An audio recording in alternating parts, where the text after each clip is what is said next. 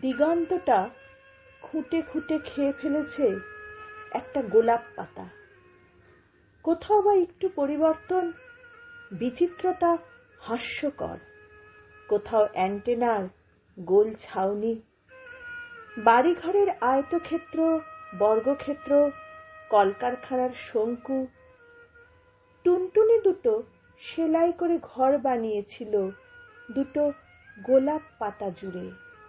বোকা দম্পতি, খাঁজ কাটা ফাঁক দিয়ে হঠাৎ করে পড়ে গেল তাদের ছোট্ট ছোট্ট ডিম।